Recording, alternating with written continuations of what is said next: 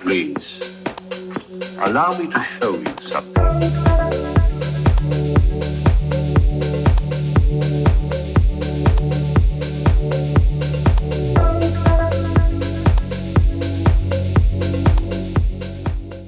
Another change of partners now, but before we get to the play, let's take a look at how things stand in the rankings. After 8 boards, Marion Mickelson and Jerry Stomatov are still in front with 12 points each. Bertie Black and Zia have 10, Andrew Robson and Cecilia Rimstedt tied on 6 points, and Dennis Bilder and David Gold have 4. Over to table 1, where we have Andrew and Dennis as north-south and Bertie and Jerry as east-west. Board 9, new partnerships, new set. We got Robson as north, first in hand at favorable. Passing. Ooh, this looks like an interesting hand. South opens a spade. West were overcall, probably 2 hearts. Is there a possibility for a Michaels showing hearts in a minor? People tend not to do that with 6 cards in their major, just because partner tends to try and find the minor.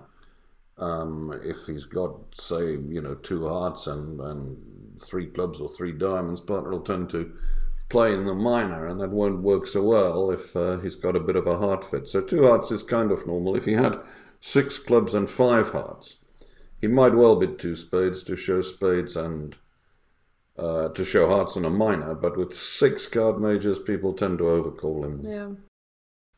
4 hearts, nice support from east. He could have bid 3 spades to show a raise to 4 hearts with some defense, but that gives the opposition a chance to double it or make a trial bid or something. 4 spades from south, which is just a normal, natural bid. You always bid 4 spades over 4 hearts. 5 hearts from west, which is the right thing to do. We have Jerry as west. As it looks, north-south can make 4 spades and east-west can make 4 hearts. He's done pretty well to bid 5 hearts at unfavourable. Having 2 small spades isn't so great on this auction because that's probably the number partner's got. And also, he doesn't know that partner has a fitting club honour or a load of wasted stuff in diamonds, so vulnerable against not. It's pretty big bid to bid 5 hearts, but it's the right thing to do, as you say. And he's pushed the opponents into 5 spades, which looks a little bit too high. They could have beaten 5 hearts a trick. Okay, so that pass over 5 spades, that's interesting because I can't help thinking that you're asking me to do something, because if you've bid 4 hearts, red versus green, and then you're passing, you're saying to me, I've either got a double or bid. That's sort of how it feels. The only thing is, you must have a second suit. So I think maybe he wants me to bid, but my hand is just so flat, I'm going to double it.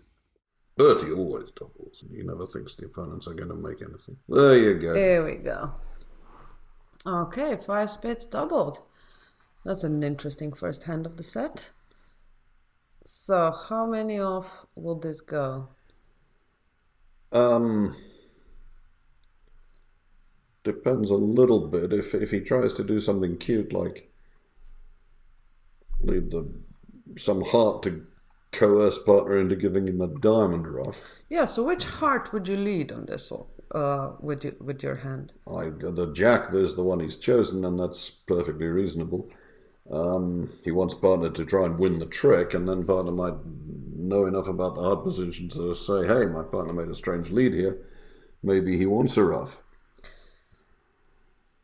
Would you lead the 4 of hearts if you had a club void? Never.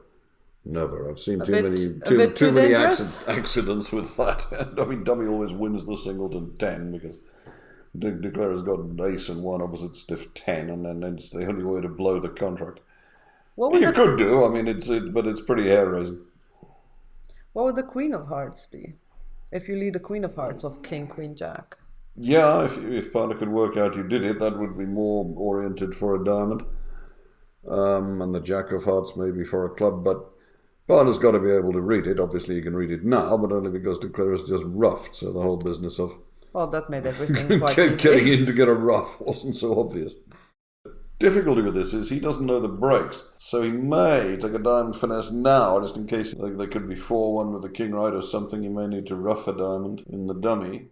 I know Jerry has king, queen, jack, 6 of hearts now, and he's trying to get Bertie in That's why he didn't need the king of hearts to play something through. I can't really be sure yet what it is, but I also know he has a very distributional hand. He probably has 6 hearts and likely 4 or 5 clubs, since he wouldn't have bid 5 hearts when he's vulnerable otherwise. I have to decide. Has Jerry got 2 spades, no diamonds, and 6-5 in hearts and clubs, or has he got 1 spade, 1 diamond, 6 hearts, 5 clubs, or something like that? I don't know what I should do, but let's just play a diamond. He's playing a diamond, and now he's going to put the queen on it, and the guy's going to get his ruff, even though... Well, at least the diamond position's clear now. not the way he expected to get it. Now he's hoping that spades are 3-1. For sure, yes, because then it looks as though 5 hearts would have a good chance.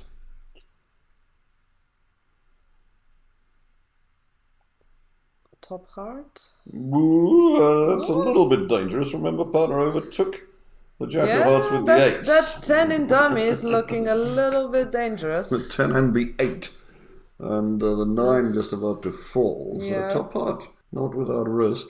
He hasn't got a trump that he can play, and he hasn't got a diamond, so it's between a high heart, a low heart, hoping that declarer misreads the position and doesn't go up with the 10, or a club, which is dangerous into ace-queen, so he's a little bit stuck. His partner did raise to 4 hearts and turned up with the ace of hearts. He should have something else, but maybe he can figure his partner has the queen of clubs, because without it, what sort of a 4 heart bid would he have? Ace third of hearts, only something like ace jack or king jack in diamonds and nothing in clubs would look more like a 3 heart bid. So he may be able to figure out to shift to a club, but he needs to, otherwise declarer can make a surprise trick from a holding of 10-8, 3-2 opposite void. Well, that would be fun. Well, not for East-West it wouldn't. But, as you say, East-West might have done enough by driving the opponents to the 5 level anyway. King of hearts, not best. Declarer can ruff, draw trumps and lead the 10 of hearts off the table. Now my only chance not to go down 2 is that he started with ace 9 x of hearts, so I can play the 10 of hearts, pin the 9, throw my club, and Jerry will win the queen. And now I can ruff one of my diamond losers and pitch the other one on the 8 of hearts, and I have 10 tricks.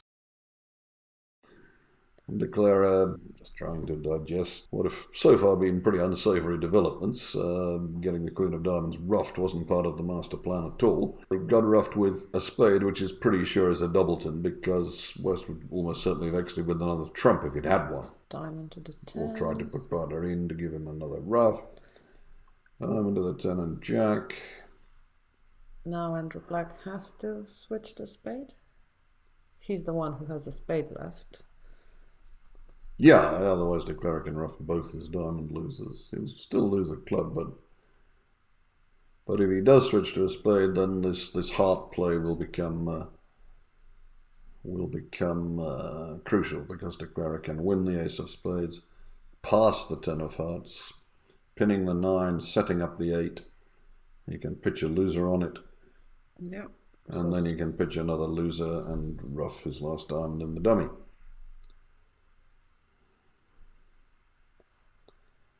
So he's won the spade with the ace, which is fine. 10 of hearts, 9. I'm not sure North. 10 of hearts. Well Here done. we go.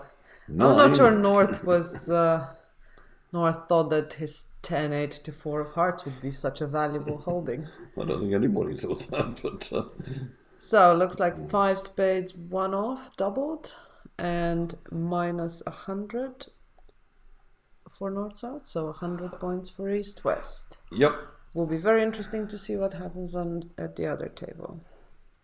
Yeah, 100 may be good, because of course they did double 5 spades. So even if they And it's boredom match, remember. go down, so 1 down in 4 at the other if it's table. 4 undoubled, 1 off, 50. Absolutely. That is a winning board. Absolutely. So well done, West, and not so much in the defense, but in the bidding, and good position for East-West anyway. So 5 spades doubled minus 1 by South means minus 100 for North-South. Let's see how things go at the other table, where we have more new partnerships of Cecilia and David as North-South and Zia and Marian as East-West. Board 9, we have Cecilia North, David Gold South, Zia East, and Marian Mickelson West. That should be fun to see what happens on this one. So pass a spade from south, probably. Yeah. 2 hearts over call, maybe, the same as at the other table. Or will she try and show at least 5 hearts and 5 of a minor? Yeah, at the other table they did bid 2 hearts, which is what a lot of people do when they've got a 6-card major, rather than trying to show the 2-suiter, just because partner sometimes picks the wrong suit if you have 6 in the higher ranking. But 2 spades is okay. 3 spades is 4 spades, 4 hearts from Zia. okay, so everybody got to bid.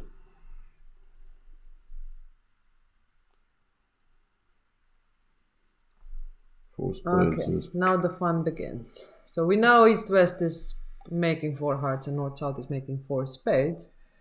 So now we're wondering, where will this stop? Okay, well, they did the same at the other table, pushing on to 5 hearts, even vulnerable against Not. Could be dangerous because if partner doesn't have a club on us, so you could lose a bunch of tricks, but... David bids 5 spades, same as at the other table. And now will Zia do the same as Bertie Black and double? I think Bertie doubled because, his side had bid game, they were vulnerable against Not. He thought maybe this was a forcing situation where he was being invited to double or bid. He didn't think he was allowed to pass. Zia isn't allowed to pass ever, but that's his own way of playing the game, not anything to do with forcing passes. I don't think many people play that in an auction like this. Any sort of pass is really forcing. Nobody really knows who can make what. Nobody's in a position to say for certain this is our hand. So I'd feel surprised if Zia felt he was obliged to do something here. Oh, and Nope. he bids 5 no trumps. 5 no trumps. So the hand on my right is offering up maybe partner's minor on the way, just in case that plays better. So I'm certainly not selling out. I'm either going to be doubling them or possibly bidding. So I decided to double 5 no trumps, which I was hoping would tell partner, you're involved. Please, if you think you can bid 6 spades or double them, please let me know. And Okay, double well- from David, showing a good hand. I think my partner now think he made a forcing pass option here by doubling 5 no. I'm not sure since we don't have an agreement.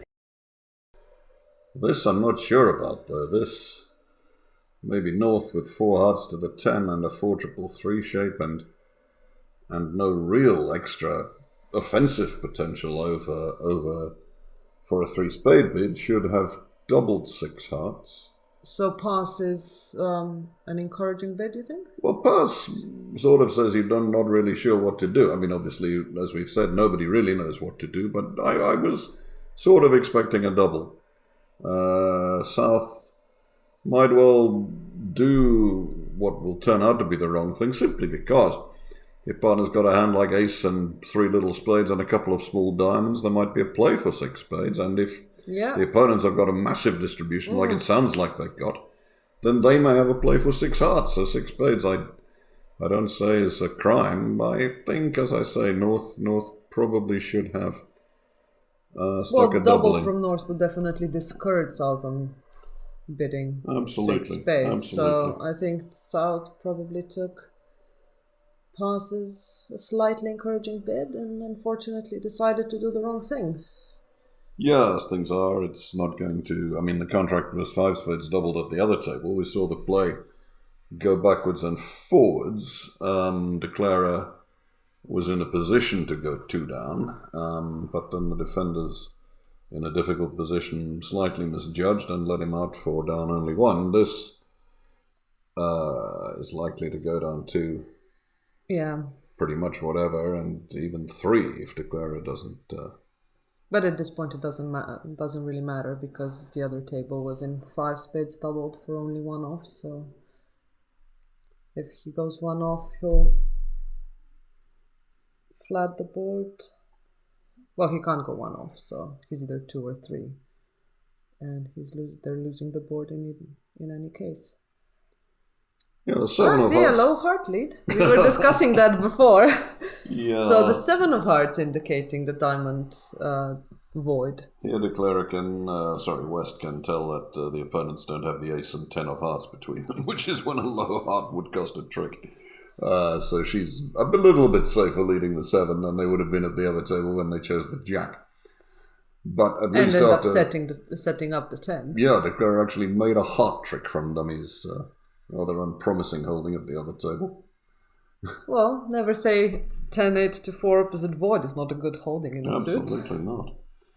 Now, at this point at the other table, De Clare took a diamond finesse and was rather rudely shocked by West roughing it, but after West roughed it, he then decided to continue with a high heart. Well, South here can probably expect that there is at least a possibility of a diamond rough. Absolutely. Because Marion decided to overcall 2 spades instead of just 2 hearts. So Sure, De Clare, definitely going to be a bit more careful about that. De Clare has more knowledge of the overall layout. Not going to do him much good, sadly, but as you say, 2 down is going to be fatal. Oh, well, he's done a good thing. He's drawn a second trump, and now he'll take a diamond finesse. Zia will probably not injudiciously play the 6. Is there still hope to make it, just in case? Not on this auction. Not on this, but if Zia has King Jack Doubleton diamonds? There's Yeah, still hope? but West, who showed a 2-suiter, can't have 2 spades and 3 little diamonds. Well, you know, grasping at straws. I agree, yes, you should always try and make it if you possibly can, but he knows. Yeah. And he'll be conceding a club and a diamond. Yeah, shortly. so that is unfortunate 6 spades double, 2 off and 300 for Marion and Zia. Well, the same number of tricks made at both tables, but because the contract was 6 spades doubled, -2, for -300 here compared with -100 for 5 spades doubled down 1 at the other table, that's a victory for Andrew and Dennis as the better scoring North-South pair, and for Zia and Marion as the higher scoring East-West, they all scored 2 points. We'll head back to table 1 in a minute, but first, a quick request. New Tricks is a charitable organization, and we need your help in order to continue bringing you more episodes of this tournament series, as well as to make our tutorial videos for the next generation of bridge players. There are 3 ways that you can help us. 1. Click the like button on YouTube. This increases the likelihood that YouTube will recommend our videos to other users, which makes a massive difference, helping us to reach new players. 2. Get notifications of our videos. This doesn't just help you keep up to date with our latest uploads, it also helps increase our visibility with other YouTube users. And don't worry, subscribing to channel notifications is completely free. But if you want to help us financially, there's 3. Make a one-off donation via our GoFundMe page. We're an entirely not-for-profit organization, and we need funds to continue our work, not just producing these videos, but also bringing new players into the game, both in schools and here on YouTube. Thank you for your support. And now, let's go back to table 1. Bertie Black, first in hand at the game all, has another balanced 16 count. Looks like a pretty straightforward 1-no trump yet again.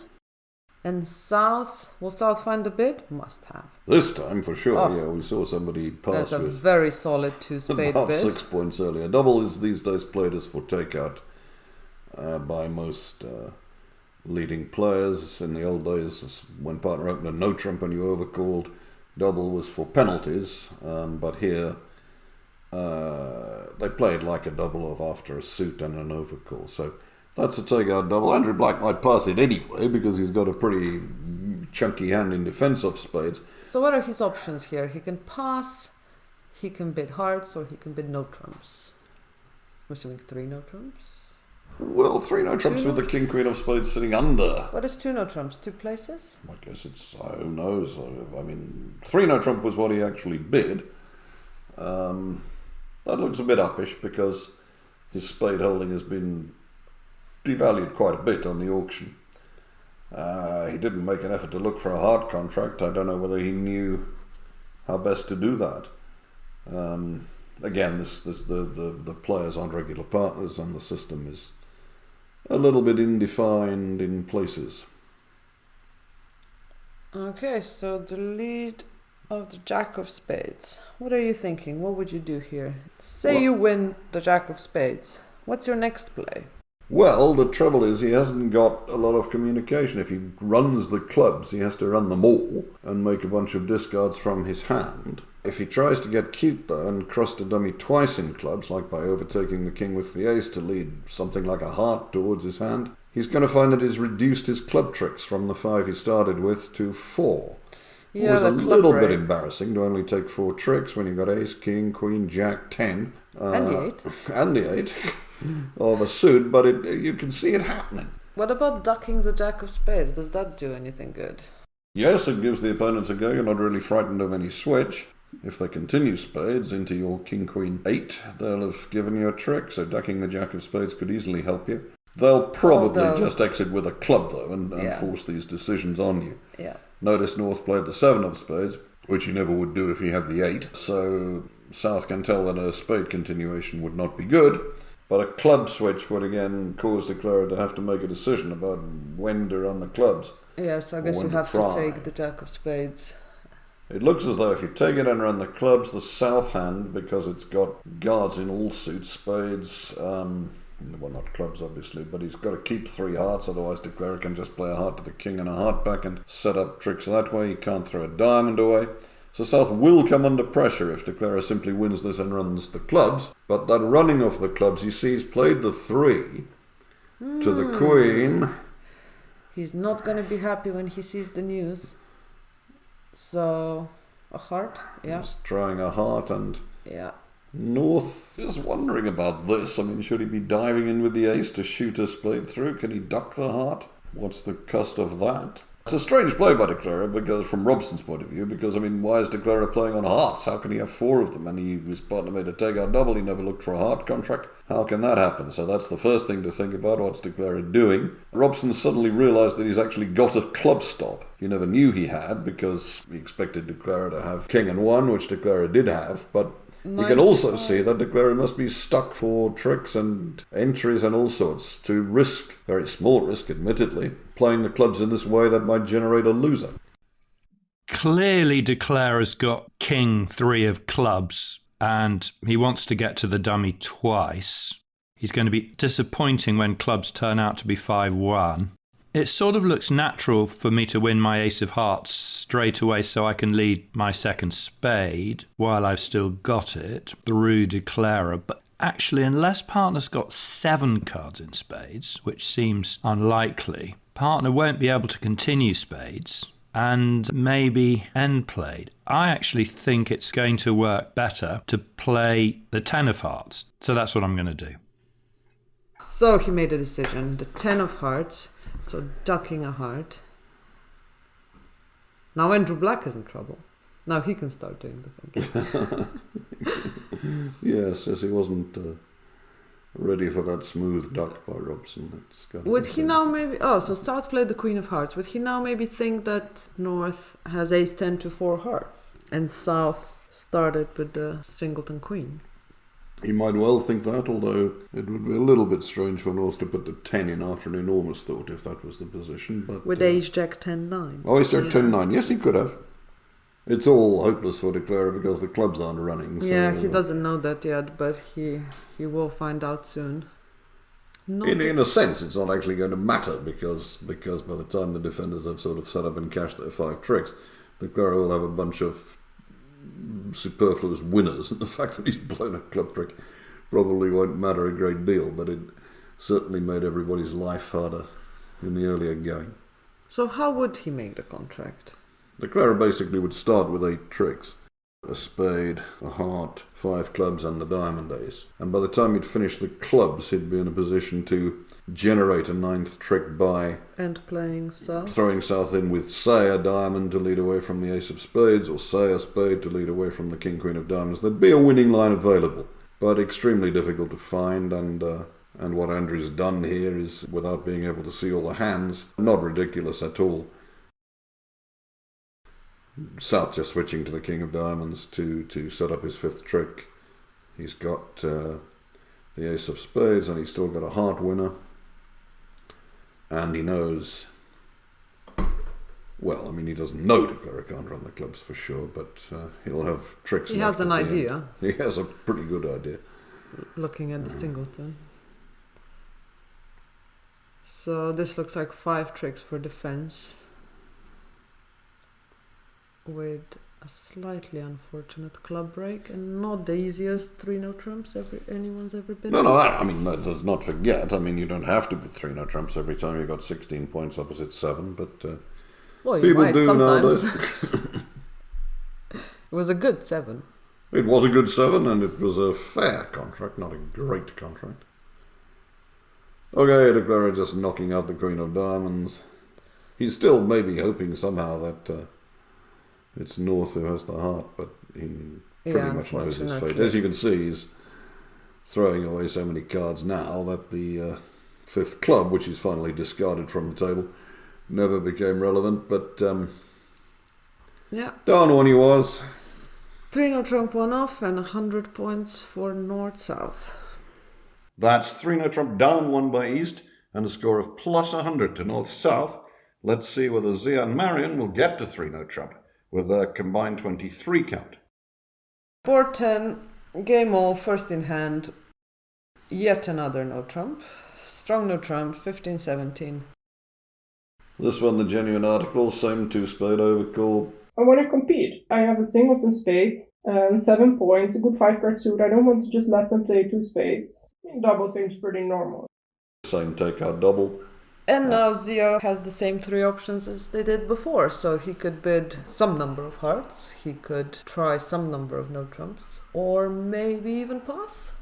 Well, he'll be feeling pretty pleased with the last board, so he may see a chance to hammer a nail into the coffin and go for the throat with a penalty pass. Also, he doesn't know how many hearts or no trumps to bid, really, so if he thinks maybe it's a part score hand, maybe we can get 200 from 2 spades doubled. He knows David Gold wouldn't make an overcall on a ridiculous hand at this vulnerability. I can bid 3 hearts, my partner's likely to have 4 hearts. I could bid 2 no trump or 3 no trumps, or I could pass.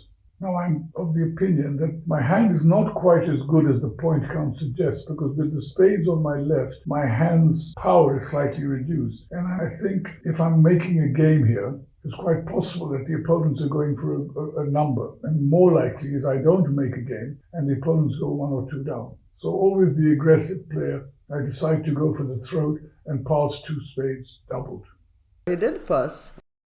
Now what do I lead? Do I lead a trump? Probably not. Maybe a diamond or a heart. I think I'll lead a diamond because at least I have a sequence in diamonds. And it doesn't look like partner has 4 hearts, so maybe it's better to attack a diamond instead. So now the dummy comes down and the declarer is like, oh, thank you, that's very nice. And I'm like, oh my god, this is very not nice, you mean? And the dummy has 5 clubs, and I have ace, queen, jack, 10, 5 of clubs, which for sure is maximum 1 trick now, very like 0. So, I mean, this is going to be a disaster. You know for sure. And that's not going to hurt Declaro one bit, having diamonds led towards his hand, which he can't really do himself. Dummy's got 1 entry and that's it. Okay, so this looks like Declaro can manage 8 tricks.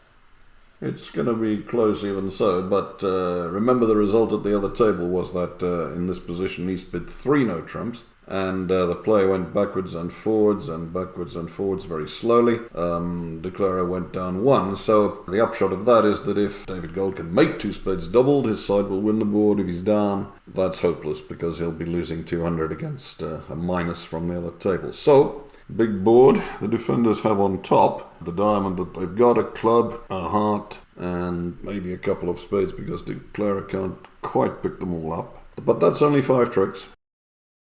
The dummy is quite nice. It looks like I've got good chances. It looks very much like the diamond's a 3-3 because the jack hasn't appeared on the right, although I know it's there, and it's unlikely the hand on the left has a double and diamond because the hand on the right surely has 4 spades to pass the double. If David Gold makes this contract, he will score 670 he gets for this, yes. So Bertie Black shouldn't feel bad to go down in 3 no trumps himself. I'm sure Bertie will be delighted with his teammates' result if South can make this one. Looks like everything is behaving friendly for Declaro. Yep, and a singleton 9 of spades can't hurt. Just in case some of West's values were the king of hearts, Declaro play a heart to the 10. I mean, you never know. West has some points and they might be the king of hearts. King of clubs overtaken, queen of clubs ruffed. I'm sure I'd continue with the queen, a rather revealing card. And Well, she did overtake. yeah, I mean that wasn't automatic either. You could Yeah, you could just encourage. unless partner opened a no trump with a singleton king, I suppose, in which case you should, but Which is not unheard of. So she might as well overtake with ace queen jack 10 to 5. If partner had the singleton king of clubs, she would feel pretty bad if she didn't overtake. So yeah, it's just a question of trying not to give too much away. information about where the high cards are to a good declarer. Well, he's already seen the ace of diamonds, the king of hearts, and Zia passed 2 spades doubled, so he must have king queen of spades. Seen the king of clubs, so I think by this time. Okay, well at least they went Okay. 5-0, which is the only possible hurdle they could be, but Zia didn't pass like a man with king queen 9 8 fifth of spades, so.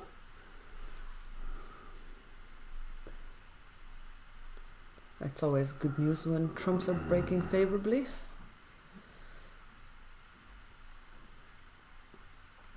Just in case they're breaking really favourably. Yeah, well, you never know. 670, No. that'll teach Zia.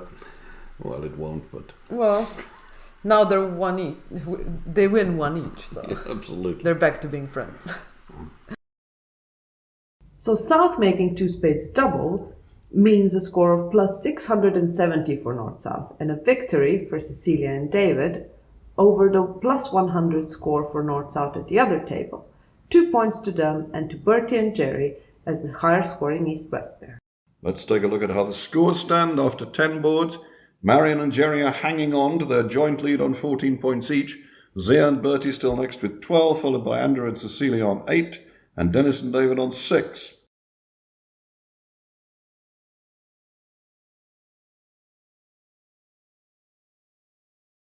Okay, so other bridge players get a first name and a surname, but you're simply Zia, you're Bridge's celebrity. Can you tell me how you got started? Well, I got started, I actually told this story several times before, but I started trying to meet a very attractive girl who played bridge and ended up playing bridge for the rest of my life. Now I'm called by my own first name because nobody knows how to pronounce my second name or spell it. And because I'm so old, everybody knows me by now. In fact, I'm so old, the other day I bought a special seat on the airplane with like more leg room, you know, the emergency exit. And then as you're about to get up, the steward came to me and said, "Sorry, sir, you can't sit here." I said, "Why?" He said, "You're too old." I said, "Well, I'm fit and able and a huge sex drive." They said, "No, go away." So, and you started playing to impress a girl. I probably got to go. Did you get the girl? I think I impressed her, but I got impressed by the game more than the girl. And it's probably 40 years later. And I've been playing almost incessantly ever since then. Loving it, still love it, but probably play slightly less than I did when I was 30 years ago.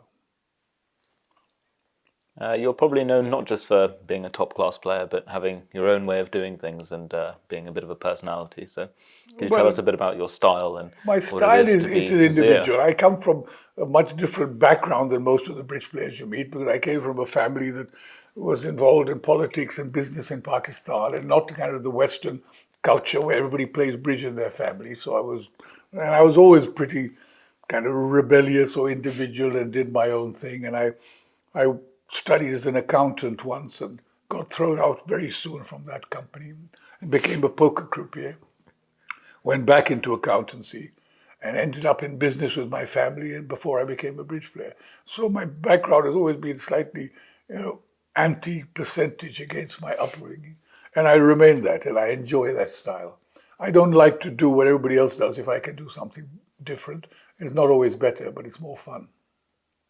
So you're from Pakistan originally, Yeah. but you played for America and you live here sometimes Yeah, as I'm a well? bit of a quandary in that way. I'm from Pakistan and I played for many years from Pakistan. But then when I moved to America, there was a rule that if you wait 2 or 3 years of not representing anybody, you could then represent the country where you're resident in.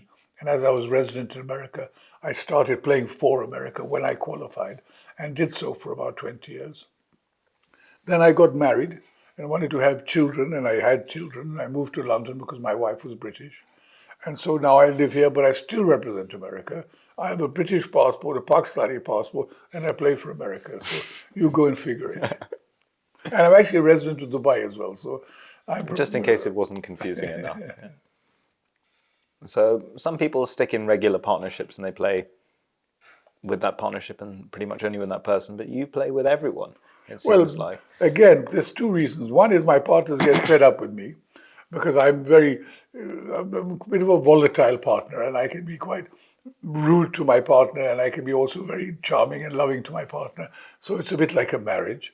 But also I enjoy much more the idea of playing with someone who you're not so practiced with and doing well, because I find the talents of trying to get the best out of each other is more.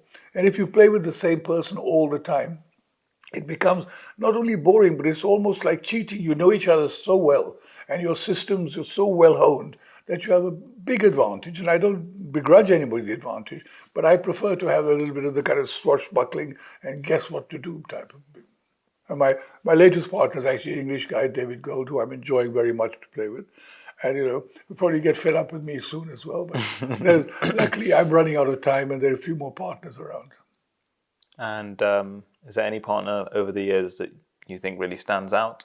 Or you enjoyed players, I do think stand. I probably played the best in partnership with Michael Rosenberg. He's a Scottish guy who lives in America. The reason being is that we spent so much time discussing bridge that he knows and I know exactly how he thinks and he knows how I think. We played together for a long time. He's obviously a great player, but we understand, when I make a bid, he knows what I'm thinking before I think it. So it's a big advantage. But personality-wise, we're completely opposite. He's a very intense chess type of person, and I'm, kind of go to the casino and lose my shirt type of person.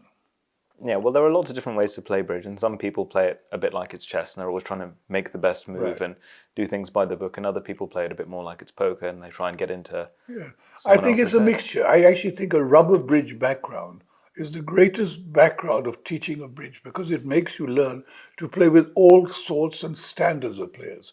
And when you play with good and bad players and learn how they think, it's much more of an advantage than if you play with one partner who you just know how he plays and you're used to playing against decent players. You don't get the broad background of learning that you do. And I think that's really good. Sadly, the game is dying. The rubber bridge game is dying. And why do you think rubber bridge is less popular now than it was, say, 30 years ago? It's just that people in the old days were brought up with social bridge and rubber bridge. They play at their home and they go to a club. And now, one, the professional circuit is much bigger. Two, the sponsors are there. And people who start bridge now start going to a club and playing tournaments. So the basic kind of apprenticeship of bridge has changed from a social game at home to a club game or on the internet. And sadly, it's the way it is. And young people either don't play bridge or they go to the computer or the iPhone or whatever and play games. So they want a much faster return. And rubber bridge and social bridge is a longer and slower process. So I think that's a combination of all those.